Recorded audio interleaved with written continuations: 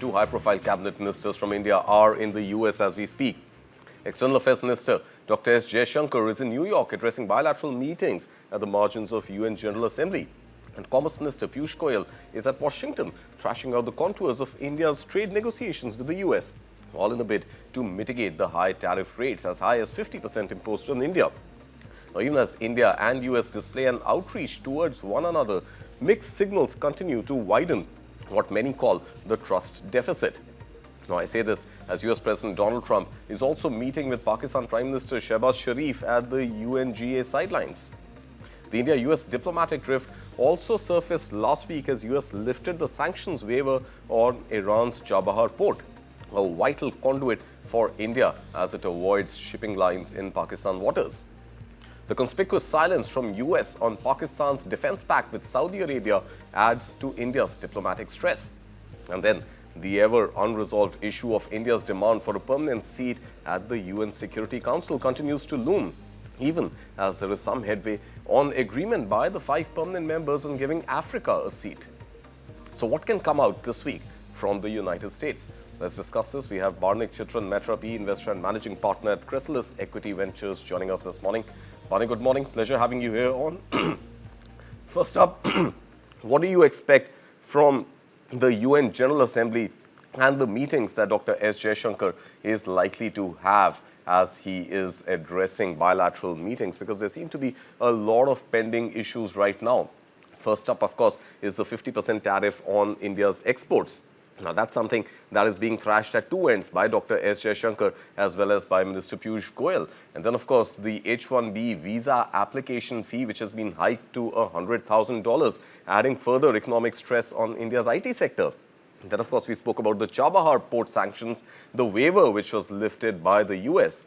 And then what also happened last week was the Pakistan-Saudi Arabia Defense Pact.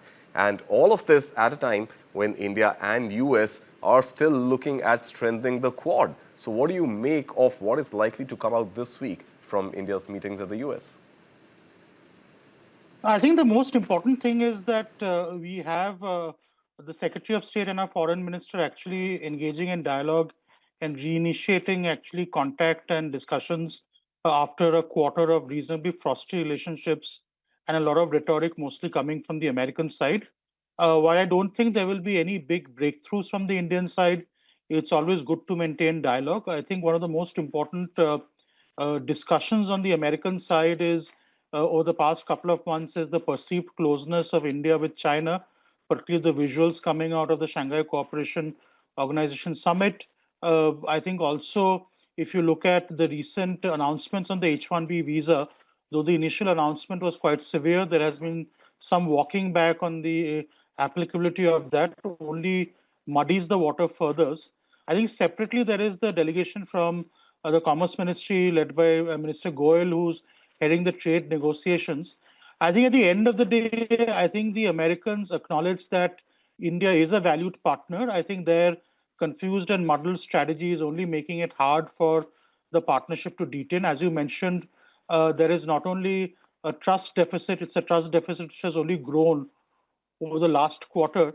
And I think the actions of certain sections of the American administration, whether it be inviting the field marshal to the White House or even meeting with the Pakistanis, is not going to help matters. But I think over the long term, I think the Americans are just waiting for a deal. Maybe what may happen within end of this year is maybe a framework agreement gets signed. And I think the Americans actually back out. But again, lots of things to happen. It's all in flux. The Quad summit in October in India is also, it's unlikely that the president, American president, will attend that. While that summit will go forward, I think this relationship is truly in troubled waters. I think, if any, I think at least the dialogue has been reopened between the two foreign envoys from both the parties. But again, no quick resolutions on any of the demands India may have or any of the expectations India may have. Right. So, Barnik, just put this in perspective, because there obviously is an economic stress with respect to the trade deal with the US, which for all we know may or may not come through. There is absolutely no surety on that front. But then there's also this diplomatic stress on these issues that we spoke about, beginning first with the Chabahar port, followed by Pakistan and Saudi Arabia going ahead with that defense pact. And then, of course, the meeting which Donald Trump is expected to have with Pakistan Prime Minister Shahbaz Sharif today. Now, all of these pointing not just to economic factors, but also a high degree of diplomatic stress on the relationship between India and US, which for decades has actually been pretty good, to put it mildly. Do you think there is a serious threat to these diplomatic ties? See, in the long term, I don't think there is a severe threat. I think, as with any relationship, there are ups and downs, right? I think, but let us acknowledge the fact that the tiff between both these countries is no longer limited to economics, but also the geopolitics. I would be careful to separate the three issues which you just mentioned.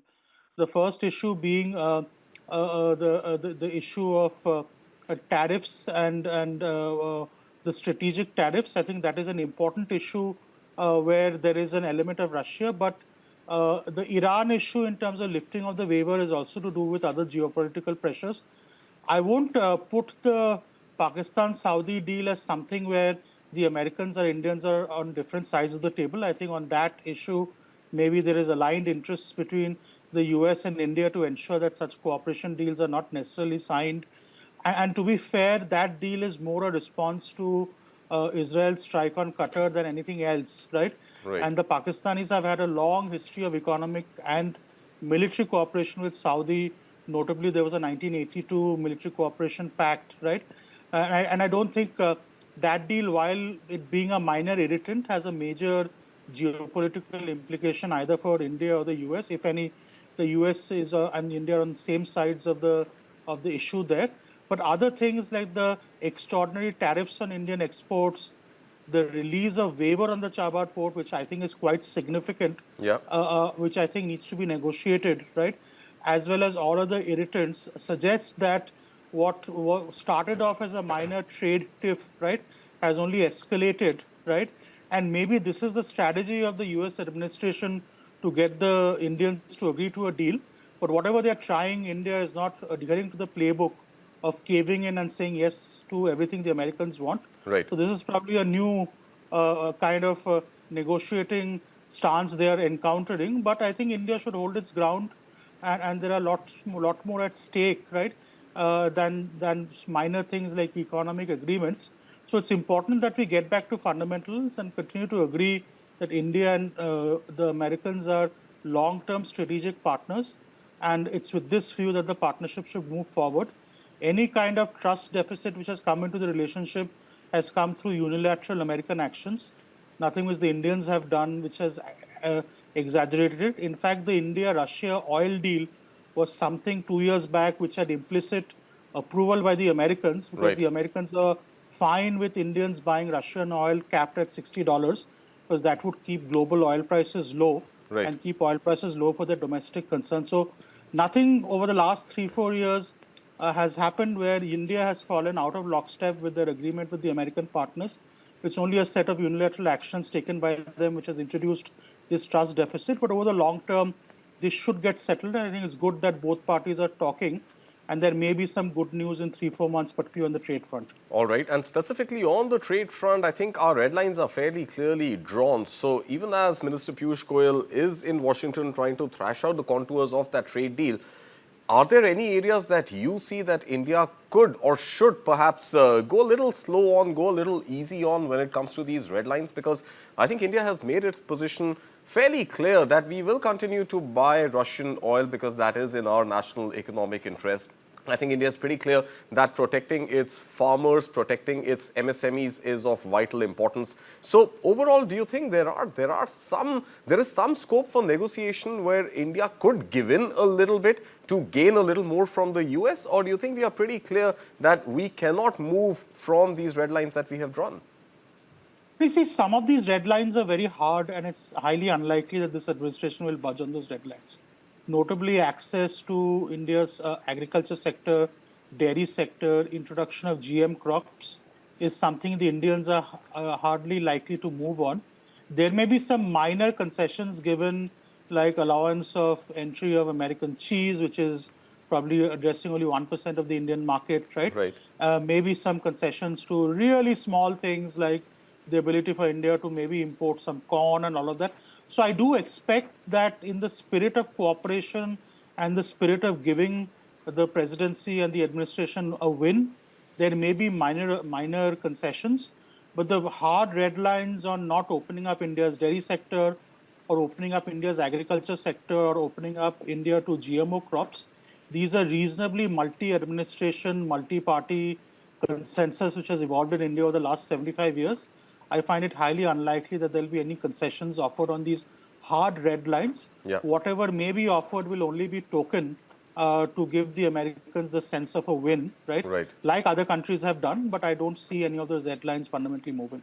All right. No fundamental shift in those red lines is the view coming in from Barnik Chitran Maitra. Barnik, thank you so much. As always, pleasure having you here with us on News Time.